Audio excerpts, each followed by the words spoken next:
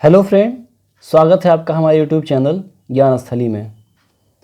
आज हम लाए हैं समय और दूरी का ही एक नया टाइप जो एग्ज़ाम में ज़्यादा पूछा जाता है। पहले इसको समझेंगे बेसिक तरीके से, फिर हम बताएंगे इसका ट्रिक। तो पहले जानते हैं बेसिक तरीका इसका।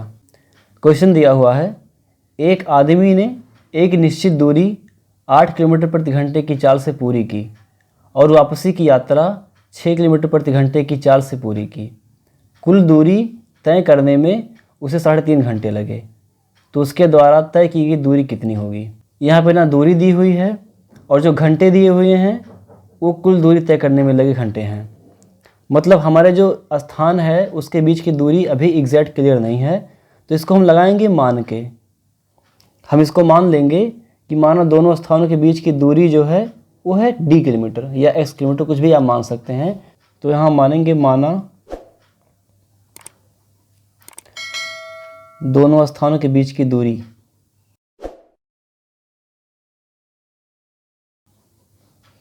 बराबर, इसको मानेंगे d किलोमीटर, क्योंकि दूरी दी नहीं गई है।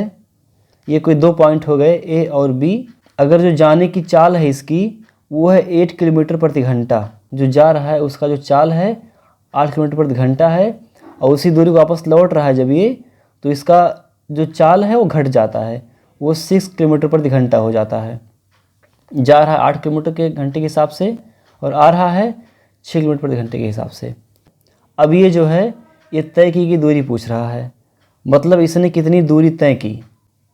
ए जो निकला यहाँ पहुँचा, फिर इधर से जब वापस आया तो इस बीच में इसने कितनी दूरी तय की, जबकि हमें घंटा दिया हुआ है।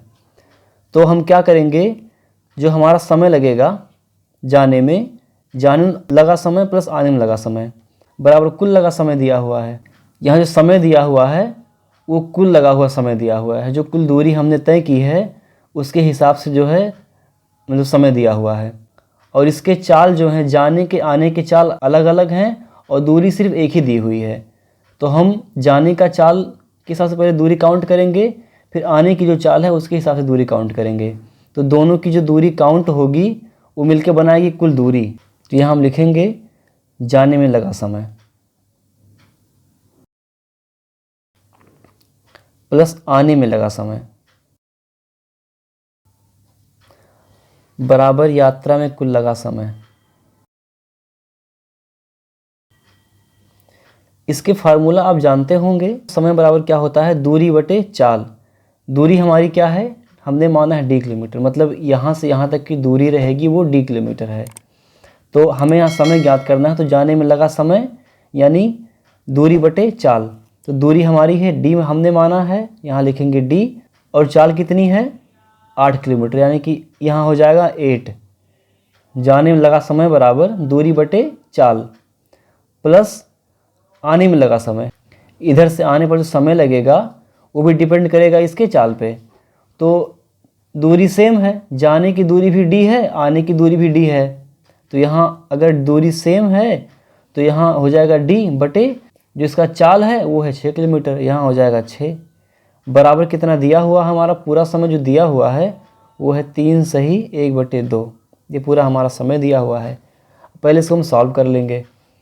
सॉल्व करेंगे तो ये हो जाएगा 6 से गुणा करेंगे d में, तो ये हो जाएगा 6d प्लस हो जाएगा 8 से गुणा करेंगे d में, ये हो जाएगा 8d अपान 8 छक 48 बराबर हो जाएगा 3 दूनी 6 1 7 7/2।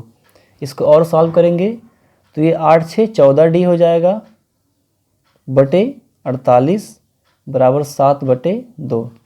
अब अगर हम काटें इसको 14 को 48 से, 2 सते 14 और 2 24 में 48, फिर 7 से हम 7 को काट देंगे, 7 से 7 काटेंगे तो ये हो जाएगा हमारा जो d निकल के आएगा। अब ये हो जाएगा हमारा d बराबर हो जाएगा, यहाँ 7 कट गया, यहाँ बचा है d। अब यहाँ हमारा हो जाएगा d बटे 24 बराबर हो जाएगा 1/2, क्योंकि यहाँ पे कट गया है, नीचे 2 बचा है, 1/2 हो जाएगा।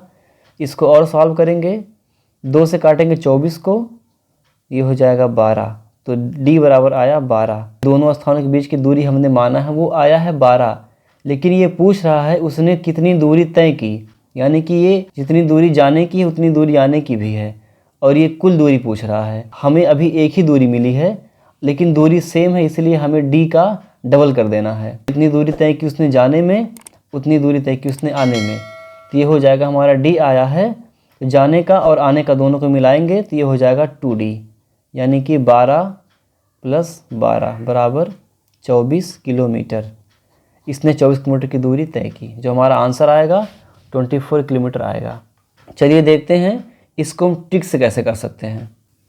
इसको अगर ट्रिक से करते हैं तो हमारी ट्रिक बनती है वो है यात्रा में चली गई दूरी, लेकिन यहाँ पे एक तरफ की, इक्वल टू हो जाएगा x × y अपान x + y × t, जहाँ पे जो जाने वाली चाल है वो x मानेंगे, आने वाली चाल है y और समय है t। तो आइए हम क्वेश्चंस में जो आंकड़े दिए हुए हैं उसको हम ट्रिक पे रख के सॉल्व करते हैं। तो हमारी जो दूरी है यात्रा में चली गई दूरी, यानी कि एक तरफ की जो दूरी है, एक तरफ की दूरी, ये हो जाएगा x × y। x क्या है? जाने की चाल है, और जाने की चाल हमारी जो दी हुई है 8 है, आने की 6 है। तो यहाँ हम रखेंगे जाने की चाल x है यानी कि 8 हो जाएगा, गुणे y हो जाएगा यानी कि y है 6 हो जाएगा, बटे 8 + 6। पहले हम x y का गुणा करेंगे, फिर x y को जोड़ लेंगे और यहाँ गुणे करेंगे t से। और समय कितना दिया हुआ हमारा?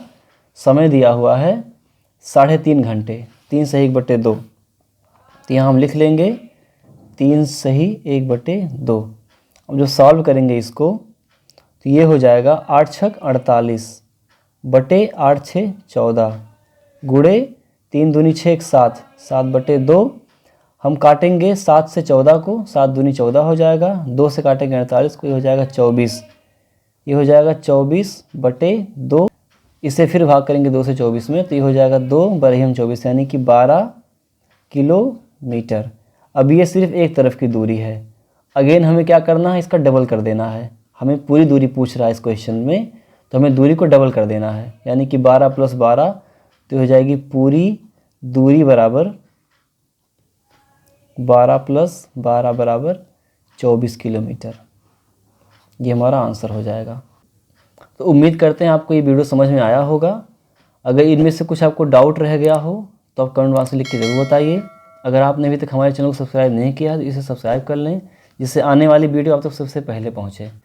और मिलते हैं अगले वीडियो में एक नए और बेहतरीन टाइप के साथ। तब तक के लिए जय हिंद।